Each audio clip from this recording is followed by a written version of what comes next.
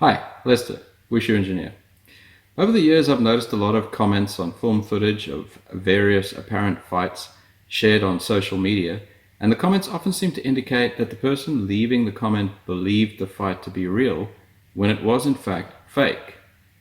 In some extreme cases, the footage was literally from a Hollywood film, and yet some folks were still convinced that it was real, or in less extreme cases, at least plausible. So I thought I would talk a bit about the various types of fighting, fight film footage that are out there. I can sum up the main point of this video succinctly right in the beginning with a general rule of thumb that can be applied in most cases. If the fight looks cool, clean, and awesome, it's probably not footage of a real fight, but has most likely been staged in some way. But I guess we have to define what a real fight is. I classify fights as either staged, technical, or real. Real and technical fights are fights against one or more opponents who are non-compliant and in which the movements have not been predefined in some way, such as in a staged fight. The difference between a technical and a real fight is that in a real fight, the participants are actively trying to hurt or disable each other with their attacks, whereas in a technical fight, this is typically not the case, though in certain cases, a technical fight may be considered a real fight if contact levels are high and the goal is to disable the opponent in some way.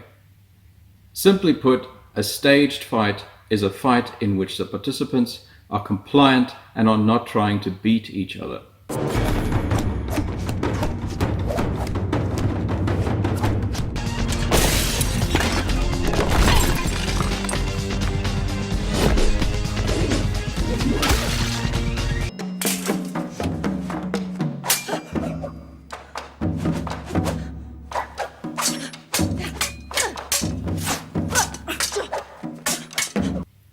So how to tell if a fight is a staged fight? First of all, there is limited or controlled contact. If multiple opponents are involved, often only one opponent attacks at a time. There are often clearly visible cases where opponents hesitate to ensure that the defender is ready for their attack before making it. When people go down or are knocked out, they keep moving their limbs afterwards and tend to fall well, avoiding injury. A clear indicator that they are not actually unconscious. People who are unconscious fall hard, like the proverbial sack of potatoes. Use of acrobatic, aesthetically pleasing and entertaining moves. Often in a staged fight, there is a very clear and obvious winner who dominates the situation. Techniques are generally crisply performed, and the dominant performer often does not appear to struggle against their opponent or opponents. In other words, it does not look desperate. An overall clean and polished look, and participants are typically not injured in a staged fight. Examples of a staged fight include a choreographed fight or partner technique practice. Choreographed fight, typically the type of fighting that you will see portrayed on stage in a movie or as part of a fun martial arts demonstration. These are all choreographed fights. It's a staged fight performed for entertainment purposes. Typically in a choreographed fight, technical combat effectiveness is secondary to the aesthetic look of the fight. In other words, if it looks too good to be true, if it looks flamboyant, if it doesn't look messy, it's probably staged. A choreographed fight is one in which either all or most of the moves are decided well in advance and practiced intensely until all involved in the fight are able to perform all of the movements at a convincing speed and intensity. Typically, contact between participants is limited to only what is absolutely necessary to make the fight look realistic. This minimizes the likelihood of accidental injury, which would be far higher in a real fight. However, we've all seen the proverbial bad spaghetti kung fu movie where the punches land visibly short of the target.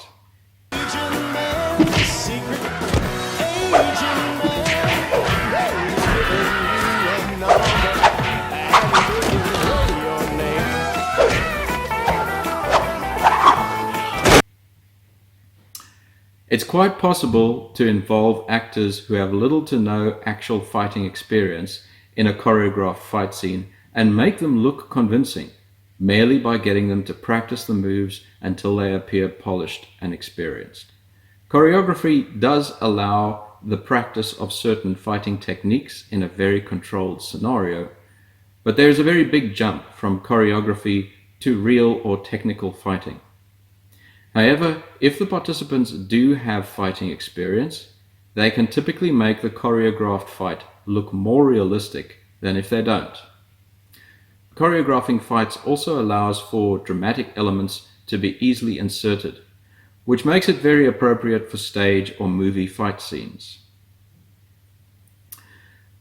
Partner technique practice is typically a training exercise in which two or more participants practice one or more techniques repetitively in order to refine the movements. How to tell if a fight is a partner technique practice segment. Typically, a partner technique practice segment is only a short sequence of movements, like a single knife disarm, for example. It does not reflect a whole fight. There's limited or controlled contact, and when performed against compliant opponents, there is often a very clear and obvious winner who dominates the situation. When performed against compliant opponents, techniques are generally crisply performed, and the dominant performer often does not appear to struggle against their opponent or opponents. In other words, it does not look desperate. There is also an overall clean and polished look. More complex sets of martial techniques can appear to be fights because they contain longer sequences of movements that can fool the uninitiated into thinking that they are real. Typically, contact is limited or very controlled in technique practice, although this may vary depending on what is being practiced. Simplified technique practice is usually used to introduce new techniques to participants for the first time because it provides a low-stress environment within which to practice these new moves before they become part of the fighter's vocabulary and can be incorporated into their sparring. The level of compliance extended by the opponent or opponents can be anywhere from full compliance all the way up to complete non-compliance. Often, video clips of partner training practice involve demonstration of technique against fully compliant opponents, because this will look better typically than a demonstration against a completely non-compliant opponent. In both a real and technical fight, the participants have to adapt and respond to moves and circumstances that they do not have advanced warning of, unlike in a staged fight. The participants must interact with an opponent or opponents who are actively attempting to attack them and are non-compliant. This leads to a visual marker that you can use to identify a real or technical fight. It usually looks a bit messy because the participants are reacting and adapting to a changing situation that they have no prior knowledge of, and their opponent or opponents are actively opposing their actions. This adaptive response makes the moves look less polished than a stage fight. In addition, the aesthetic appearance of the techniques in a real or technical fight is secondary to their combat effectiveness. The aesthetic appearance of the techniques used is typically sacrificed for improved speed and effectiveness. In other words, the moves may be smaller, stances may be higher, less acrobatic movements are used so that unnecessary risks, such as falling on one's rear, for example, are avoided. However, the difference between a real and technical fight is that losing a real fight usually involves some form of personal loss for the losing participant. In a competitive fight, this personal loss is typically money or prestige, whereas in a self-defense fight, this loss may be more severe, such as the defender's health or life. This personal loss is a powerful motivator that increases adrenaline production and the desperation of the participants.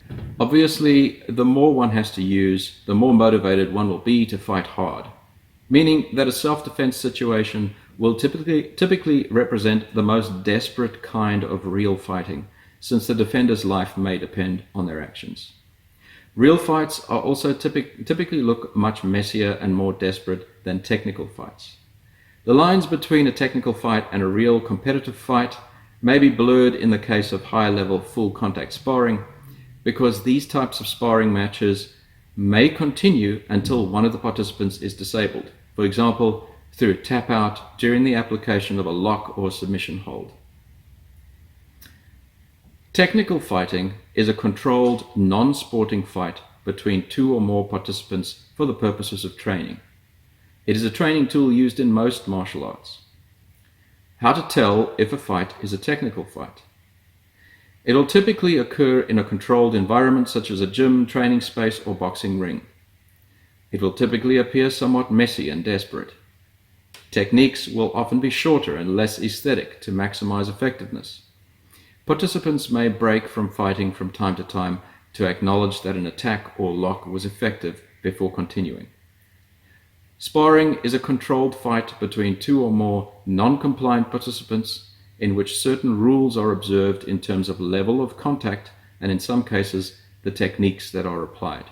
The level of contact between sparring participants can vary all the way from no contact up to full contact sparring.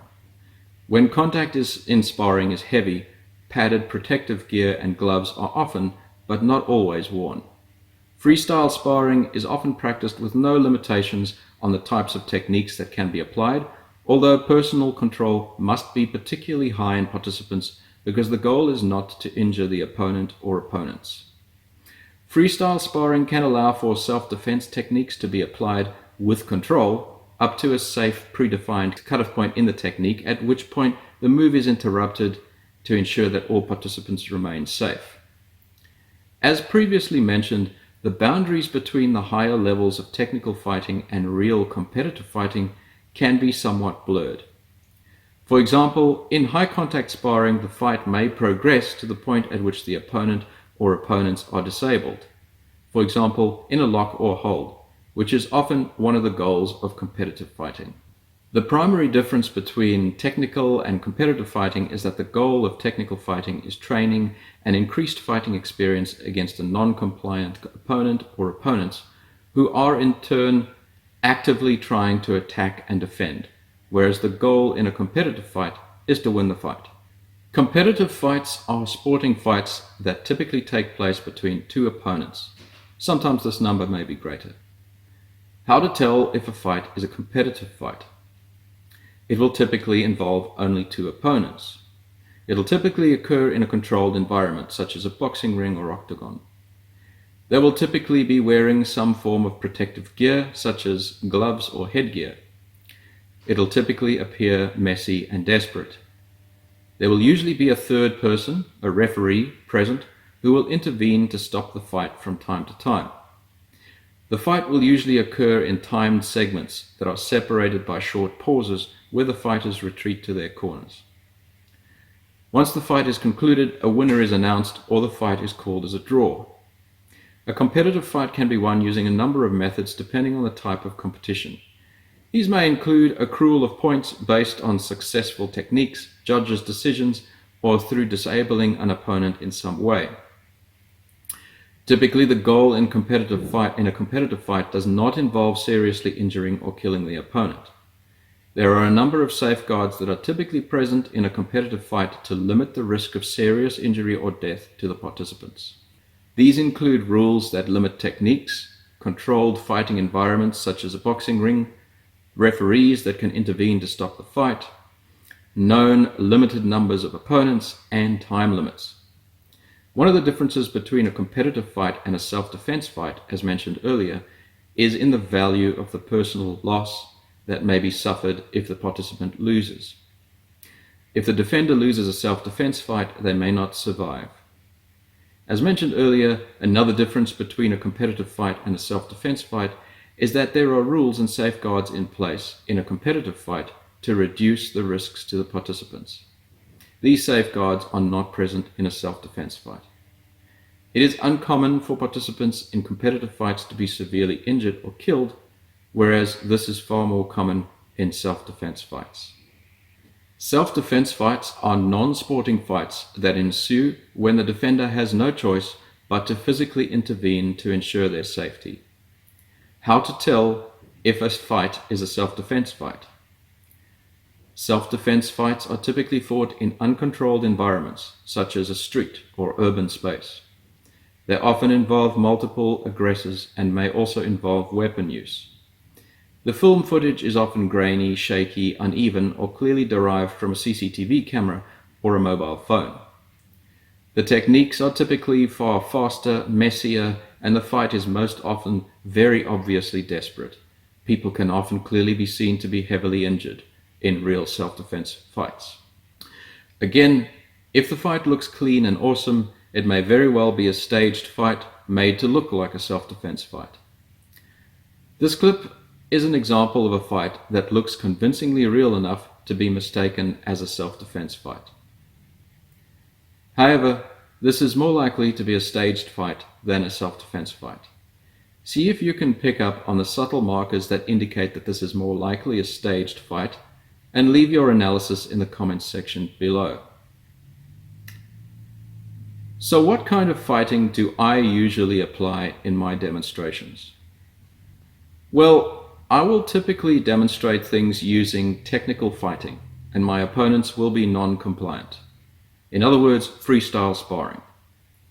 I typically do not use choreography because I like the challenge of responding to an unknown series of attacks and defenses from a non-compliant opponent.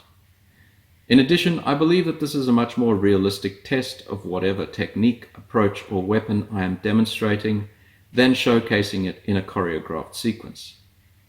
Occasionally, I might showcase a technique in isolation, and in that case, I will use a partner technique practice sequence.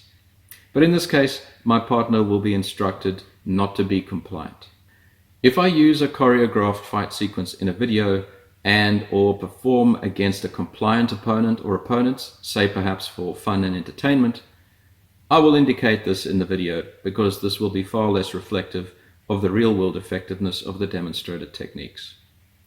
I hope that you enjoyed this video, and I'll see you next time. Cheers.